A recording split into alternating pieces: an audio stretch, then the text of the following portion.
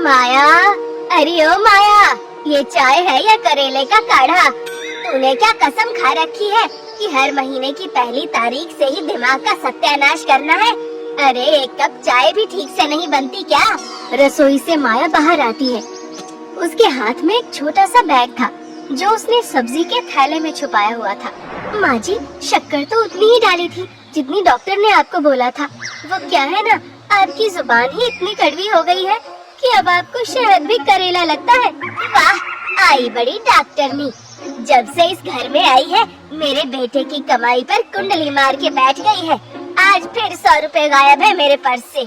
सच बता, वो लिपस्टिक खरीदी है या मोमोज ठूस लिया छुप के? माँ जी, 100 रुपए की लिपस्टिक नहीं आती और मोमोज खाने के लिए मुझे चोरी करने की जरूरत नहीं है। वो 100 रुपए आपके लाडले भतीजे पिंटू जी ने प्रसाद बोलकर आपकी जेब से निकाले थे, मैंने देखा था। पर आपको तो पिंटू प्यारा, बाकी जग अंधियारा लगता है। खबरदार जो मेरे पिंटू के खिलाफ एक भी शब्द बोला। वो लड़का हीरा है, हीरा। आज नहीं तो कल देखना, टाटा बिरला को पीछे छोड़ देगा। और तू बस मेरी छाती पर मूंग दलना। टाटा बिरला का तो पता नहीं, पर इस घर को सड़क पर जरूर ले आएगा आपका हीरा। तभी दरवाजे पर दस्तक होती है। कोई दरवाजा तोड़ने की कोशिश कर रहा था। शांति और माया दोनों चौंक कर दरवाजे की ओर देखती है। दरवाजा खुलता है। हुकुमचंद खड़ा दोनों को गुस्से से देख रहा था। पीछे दो भारी भरकम गुंडे भी उसके साथ थे।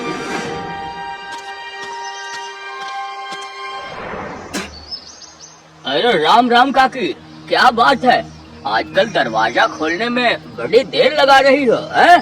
कहीं घर का सामान पिछले दरवाजे से बेचने की तैयारी तो नहीं चल रही?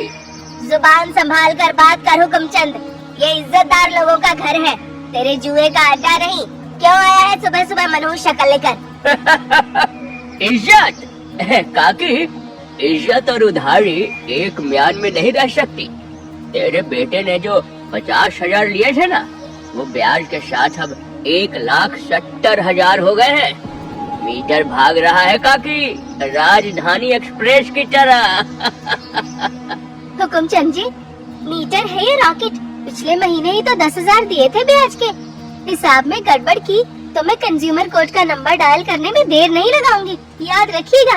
ओहो, तो मैडम जी, अरे तो पैसा चुका दो ना, इतनी मेहनत करने की क्या जरूरत है? सुनो, मुझे कोर्ट कचहरी मत सिखाओ।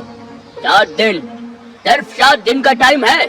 या तो पूरे पैसे टेबल पर, या फिर इस घर पर हुकुमचंद निवास का बोर्ड लगेगा। चलता हूँ अभी, लेकिन जल्द ही आऊँगा। पैसे तो मैं कैसे भी करके वसूल लूंगा। हाँ। 7 दिन? हुकुम, थोड़ा रहम कर, मेरा बेटा शहर से पैसे भेजेगा। अरे तेरा बेटा खुद वहाँ वड़ा पाव खाकर गुजारा कर रहा है, तो वो क्या भेजेगा? याद रखना, अगले बुधवार की शाम तक अगर पैसा नहीं मिला तो सामान सड़क पर और तुम दोनों धर्मशाला में। फिर अगले दिन से कटोरा लेके भीख मांगना, समझे?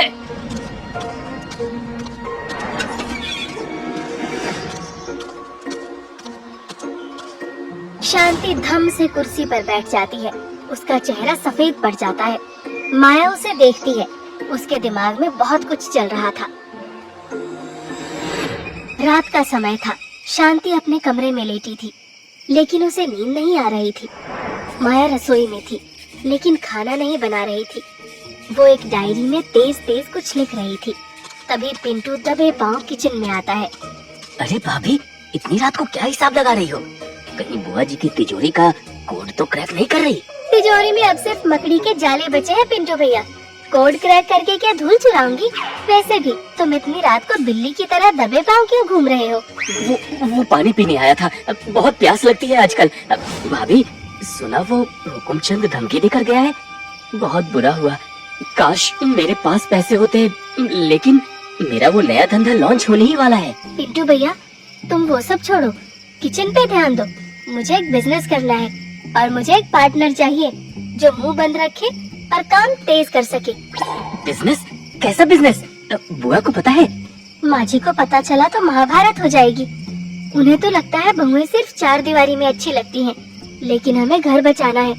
मेरे पास एक प्लान है, Maya's miracle noodles. Noodles? Chow mein? भाभी तुम तो पढ़ी लिखी हो, ये ठेला वाला काम? ठेले वाला काम ही आजकल बंगले बनाता है भैया। बस शर्त ये है, माँ जी को भनक नहीं लगनी चाहिए। प्रॉफिट 60-40, 60 मेरा 40 तुम्हारा। लेकिन अगर तुमने ठेला लगाया तो किसी भी गांव वाले से माँ जी को पक्का पता चल जाएगा और सारा प्लान। अरे तुम फिक्र क्यों करती हो, मेरे पास एक मस्त प्लान है। अरे तो जल्दी बताना। इस गांव से ठीक 18 किलोमीटर दूर एक दूसरा गांव है। चाउमीन का ठेला हम वहाँ लगाएंगे। वो सब तुम मुझ पे छोड़ दो, लेकिन एक बात पहले ही तय हो जानी चाहिए। अरे अब क्या, जल्दी बोल। 50-50। और दुकान पर मैं नहीं बैठूंगा, मैं सिर्फ सामान ला के दे दूंगा, बाकी सब तुम्हें करना होगा। ठीक है, 50-50। लेकिन पहले मुझे घर से निकलने का बहाना चाहिए, और वो बहाना तुम तैयार करोगे। अगले दिन दोपहर का समय था। शांति देवी गुस्से में बैठी थी और पिंटू उनके पैर दबा रहा था। बुआ जी, आप नाहा की भाभी पर गुस्सा करती हो। बेचारी का मन बहुत अशांत है। कल रात रो रही थी कि घर पर मुसीबत आई है, भगवान की शरण में जाना चाहिए। रो रही थी, मगर मेरे सामने तो शेरनी बनी रहती है। अरे वो ऊपर से सख्त है, अंदर से तो मोम है मोम। कह रही थी कि मोहल्ले के मंदिर में नए स्वामी 400 बिसानंद आए हैं। उनका सत्संग सुनने से घर के संकट कट जाते हैं, रोज दोपहर 2 से 5 बजे तक। तभी माया वहाँ आती है, सिर पर लंबा घूंघट और हाथ में एक पूजा की थाली। चेहरा इतना मासूम बनाया था जैसे अभी गंगा स्नान करके आई हो।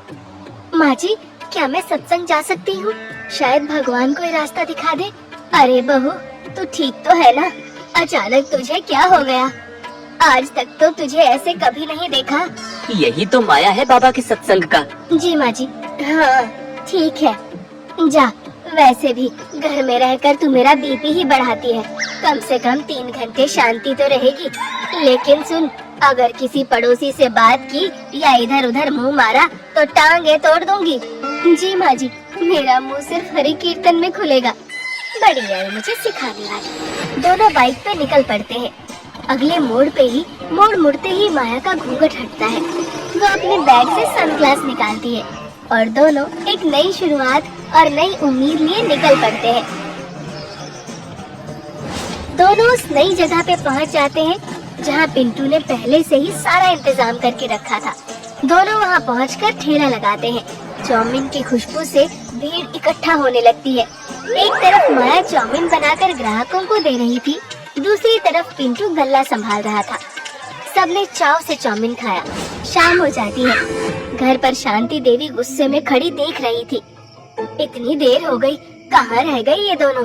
माया फटाफट ठेला बढ़ाती है और दोनों ठेले को ताला लगा के वहाँ से घर के लिए निकल पड़ते हैं। आ गई, क्या ज्ञान मिला आज सत्संग से? माँ जी, बाबा जी कह रहे थे माया का मोह त्याग दो और माया पर भरोसा करो। धर, ऐसा कोई बाबा नहीं बोलता। जा, चाय बना। दिन बीतते जा रहे थे। 5 दिन गुजर गए। माया ने अच्छी कमाई कर ली थी। पिंटू भी ईमानदारी से उसका हाथ बटा रहा था। 6ठा दिन था। हुकुमचंद की वसूली से 1 दिन पहले शांति देवी अपने कमरे में अचानक से चीखती है। हाय, मैं लुट गई, बर्बाद हो गई। मेरा हार, मेरे खानदान की आखिरी निशानी। माया और पिंटू दौड़कर कमरे में आते हैं। शांति अलमारी के सामने बैठकर छाती पीट रही थी। अरे क्या हुआ बुआ जी? मेरा सोने का हार गायब है। अभी सुबह तो यही रखा था, इसी ने लिया होगा। यही रोज सत्संग के नाम पर बैग भर के जाती है। आज मैं इसकी तलाशी लूंगी। माँ जी, इल्जाम लगाने से पहले सोच लीजिए।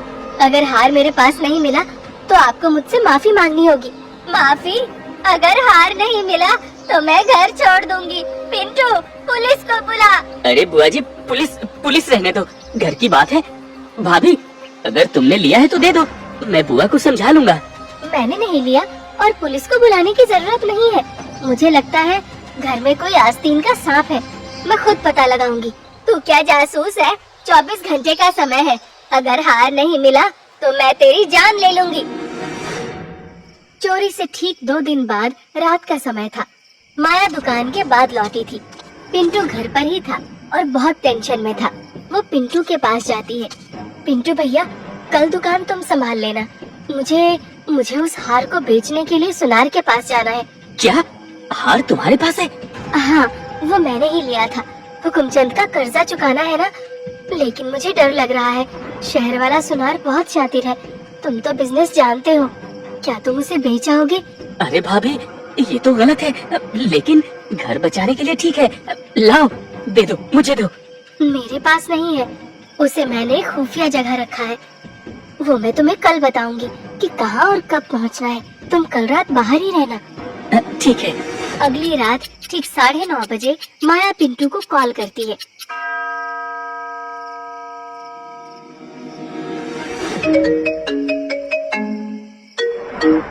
हेलो पिंटू, सुन रहे हो ना? मैंने वो हार दुकान के गल्ले के सबसे नीचे वाले हिस्से में छुपाया है। अरे भाभी, लेकिन दुकान तो बंद है, चाबी कहाँ मिलेगी? ताला तोड़ना पड़ेगा क्या? नहीं, शोर मत मचाना। चाबी मैंने तुम्हारी बाइक के टूल बॉक्स में पहले ही छुपा दी थी। चुपचाप जाओ, हार निकालो और सुबह जल्दी उसे बेच देना। मैं माँ जी को संभाल लूंगी। मान गया भाभी, तुम तो खिलाड़ी निकली। ठीक है, मैं भी निकलता हूँ। माया फोन काटती है और उसके चेहरे पर एक विजयी मुस्कान थी।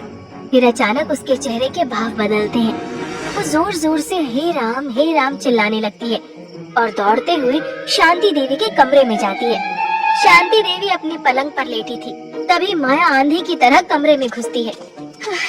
माँ जी, जल्दी उठिए, चमत्कार हो गया। क्या हुआ? घर में आग लग गई क्या? क्यों चिल्ला रही है?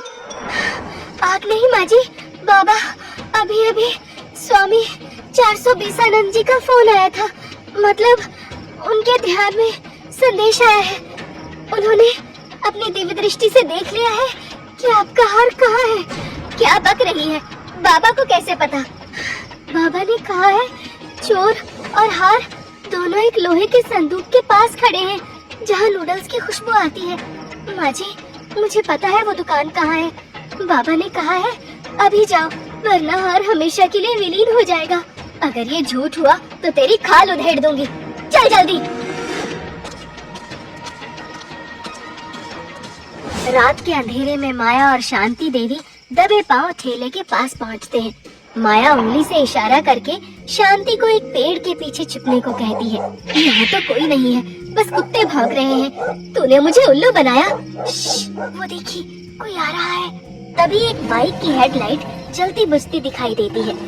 बाइक रुकती है और पिंटू हेलमेट उतार कर इधर उधर देखता है। वो जल्दी से टूल बॉक्स से चाबी निकालता है और ठेले के दराज की तरफ बढ़ता है। शांति देवी की आंखें फटी की फटी रह जाती है। ये तो पिंटू है। फिर पिंटू दराज खोलता है और हाथ अंदर डालता है।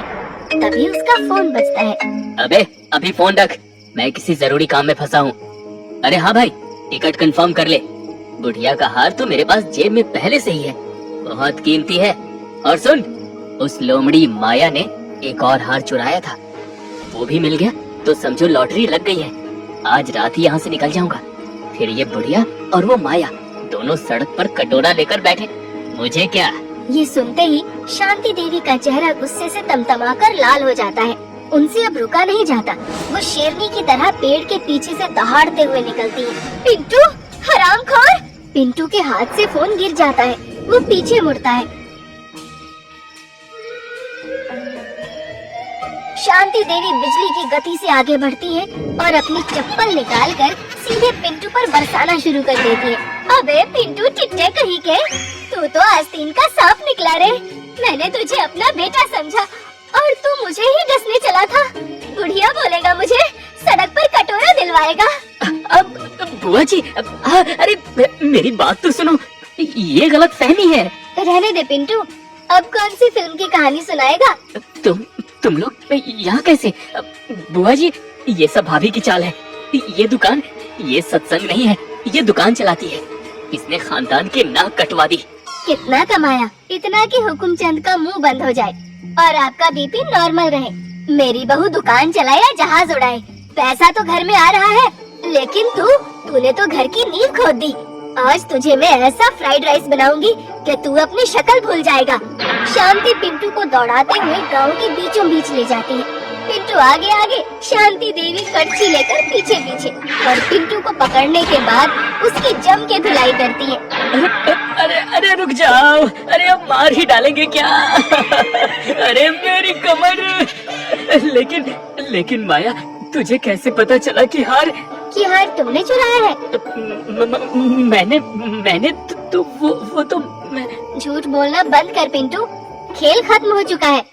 लेकिन भाभी, तुमने तो कहा था कि दूसरा हार दराज में है। पिंटू जमीन पर गिरे उस डिब्बे को उठाता है और उसे दराज से निकालता है।